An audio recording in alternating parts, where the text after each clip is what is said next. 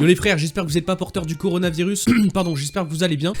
Aujourd'hui, on se retrouve pour une toute nouvelle vidéo. L'épisode 1 vous a énormément plu. On comparait le rap sans autotune avec autotune. On parlait également du fait que l'autotune, ça se gérait. C'était pas quelque chose que tout le monde pouvait gérer tout de suite. Il faut de l'entraînement avec. Malgré le fait qu'évidemment, ce soit un petit peu de la triche, on va dire ça comme ça. C'est pour embellir la voix, ça reste un instrument vocal. En gros, ça a pour but d'améliorer le chant d'un rappeur. Donc on peut considérer ça comme de la triche. Même si maintenant, il y a beaucoup de rap avec du vocodeur. Donc au final, si tout le monde triche, bon bah c'est pas grave. Après les gars, le but de ce premier épisode qu'on avait fait, c'était aussi de voir s'il allait y avoir des nouvelles personnes, on va dire de l'ancienne génération, qui allaient critiquer l'autotune et dire non moi je suis toujours pas d'accord avec ça, c'est de la merde. Évidemment, bah ça n'a pas trompé, il y a eu quelques commentaires et il y en a un surtout qui m'a particulièrement marqué parce qu'il y avait vraiment le taux de haine, le mec était contre l'autotune, tout est de la merde, nique sa mère la planète. En gros c'était ça son message.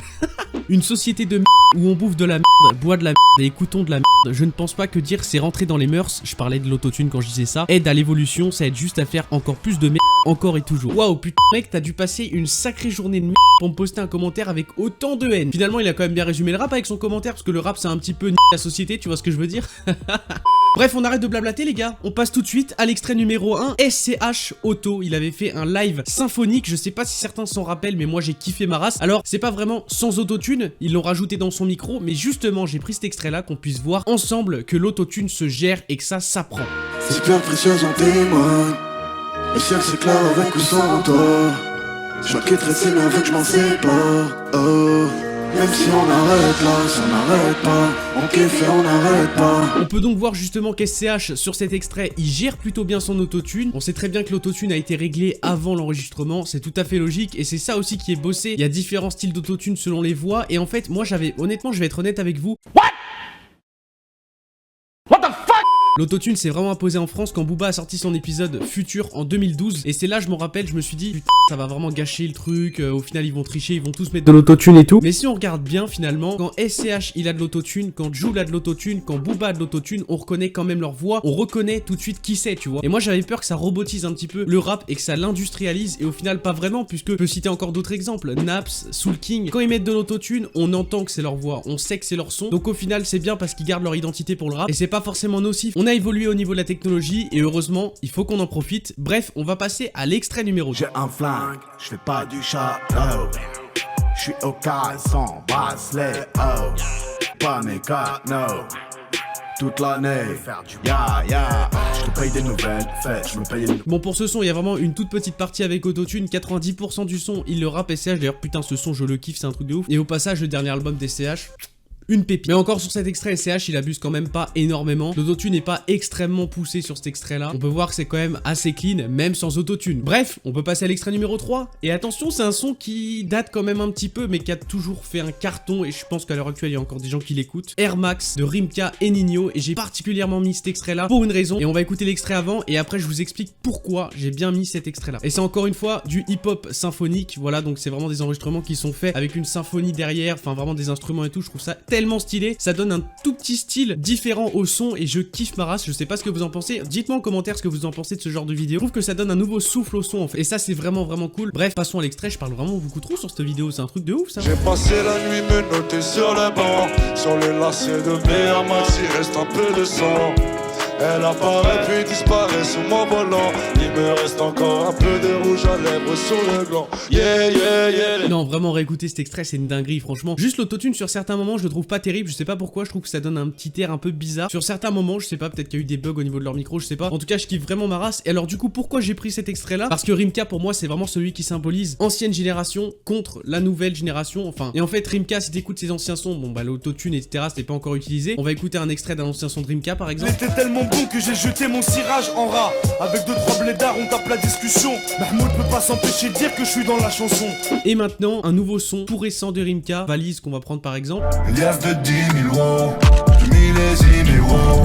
La peuf du riff, wow. Millésime et wow.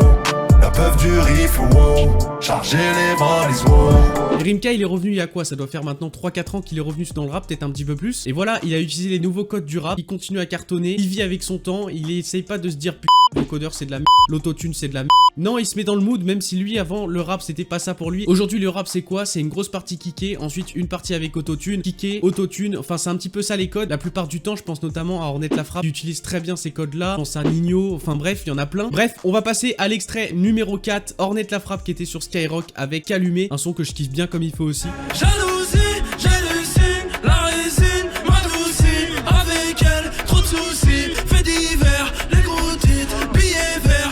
Et attention, là il va y avoir sûrement débat dans l'espace des commentaires. Les gars, est-ce que je suis le seul à me dire que sans autotune ça passerait extrêmement bien aussi? Putain, Ornette il chante bien en vrai. Il a vraiment géré sur son passage, honnêtement tu vois qu'il chante bien. Il a une voix relativement pas aiguë, mais quand même tu vois il a une voix qui se chantonne bien on va dire. Alors je sais pas pourquoi il a rajouté de l'autotune, sincèrement je trouve que sans autotune ça passe trop bien. Alors je sais pas, c'est peut-être que mon avis, mais en tout cas je trouve qu'il s'est démerdé de ouf. Je kiffe le son original hein, mais je trouve que c'est vraiment dommage limite qu'il ait rajouté de l'autotune sur le passage chanté. Enfin après ça c'est mon avis, c'est subjectif. Passons à l'avant-dernier extrait les frères, on est avec Maes partout. C'est un de ses derniers Planet Rap qu'il a fait récemment, donc comme ça au moins on est dans l'actu, on va pas se mentir. Il y a certains sons que je vous mets qui sont un peu plus anciens et certains que je vous remets qui viennent de sortir il y a pas longtemps. Faire ma spip, comme le cul de ta soeur, je suis partout. J'envoie des kills un peu partout. 2-7-0 connu partout. Ta grand-mère la putain partout. Bon là c'est pareil, 90% du son c'est plutôt kické, il y a une petite partie avec autotune. Mais Maes on avait déjà eu de toute façon un extrait de lui il y a pas longtemps où il était passé sur clic et on voyait que clairement il gérait déjà extrêmement bien. Sans autotune, il a vraiment une excellente voix. Je suis marié à la street.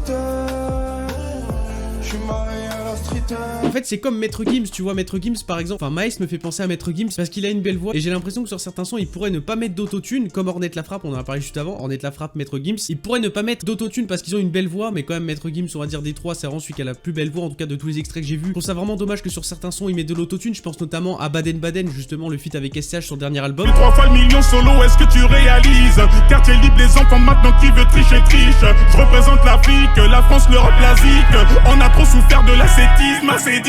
Mais enfin bon c'est comme ça, ils mettent de l'autotune. En tout cas l'extrait Maes partout, je trouve qu'il est très clean, je sais pas ce que vous en pensez. Et on va passer au dernier son qui est extrêmement récent. Et pareil, on termine encore avec un Planet Rap, Naps 6.3 avec Nino. Frappe-toi vers le port, elle veut taper la mort. Elle veut que je fasse des efforts, j'ai pas de permis, je suis bourré. Ce soir on sort, j'ai pris la frappe, toujours la qualité.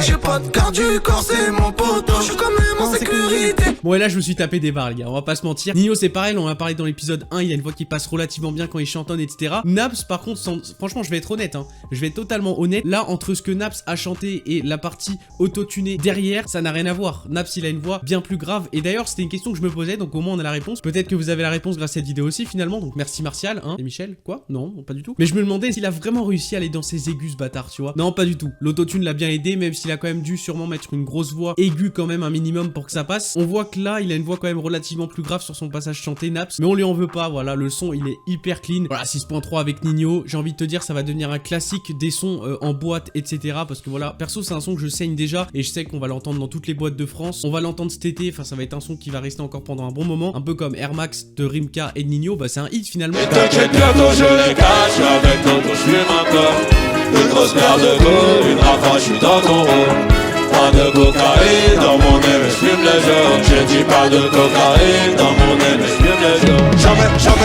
Avant de terminer la vidéo, je voudrais apporter une précision parce que c'est vrai que sur la première partie, je m'étais un petit peu emmêlé sur le vocodeur et l'autotune. Là, je veux bien distinguer les deux, donc on va lire ensemble pour terminer cette vidéo. La définition d'autotune pour commencer et ensuite la définition de vocodeur. L'autotune est un logiciel correcteur de tonalité élaboré par la société Antares Audio Technologies, mais créé auparavant à la fin 1996 par Andy Heidebrand, un ingénieur américain travaillant dans l'industrie pétrolière.